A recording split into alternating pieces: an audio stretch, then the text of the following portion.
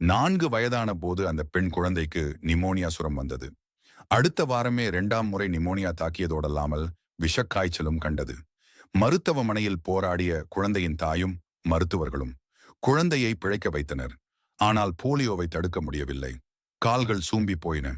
அந்த சிறுமிக்கு 9 வயதாகி விவரம் தெரிந்தபோது கம்பிக்குள் செலுத்தப்பட்டு ரப்பர் பட்டையால் கட்டப்பட்டிருந்த தன் காலையே பார்த்து கொண்டிருந்தாள்.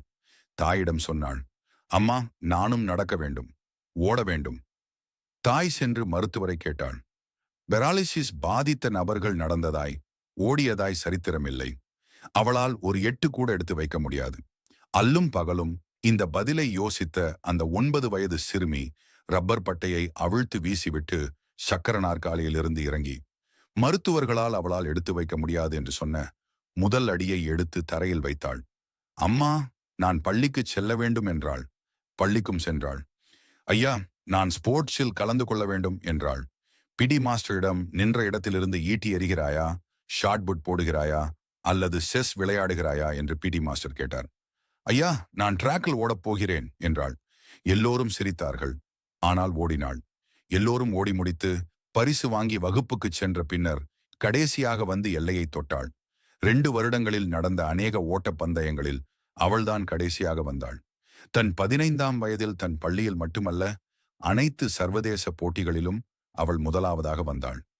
1960 ஒலிம்பிக்ஸ், உலகின் மிக மிக மிகச்சிறந்த திறமையாளர்கள் மோதும் களம். இதுவரை தோல்வியையே அறிந்திராத ஜூட்டா ஹெயின் என்ற பெண்ணை 100 மீட்டர் பந்தயத்தில் முந்திச் சென்று முதல் தங்கத்தை வென்றாள். மதியம் அதே ஜூட்டா ஹெயினை முந்திச் சென்று 200 மீட்டர் ஓட்டத்தில் வென்று தன் 2வது தங்கத்தை ஜெயித்தாள். மறுநாள் காலை ரிலே போட்டி. தத்தமது அணியில் 3 பேர் ஓடி முடித்து குச்சியை நீட்டினார்கள். இவள் குச்சி தவறி கீழே விழுந்தது. அடுத்த முனையை பார்த்தாள். ஜூட்டா ஹெயின் தன் பேட்டன் குச்சியுடன் புயலென ஓடிக்கொண்டிருப்பதை கண்டாள். கீழே விழுந்த தன் பேட்டனை எடுத்துக்கொண்டு பேயாய் புறப்பட்டாள். ஒலிம்பிக்ஸில் புதிய சரித்திரம் படைக்கப்பட்டது. ஓட்டப்பந்தயங்களில் 3 தங்கம் வென்ற உலகின் அதிவேகமான பெராலிசிஸ் தாக்கிய முதலும் கடைசியுமான அந்த பெண் வில்மா ருடால்ஃப்.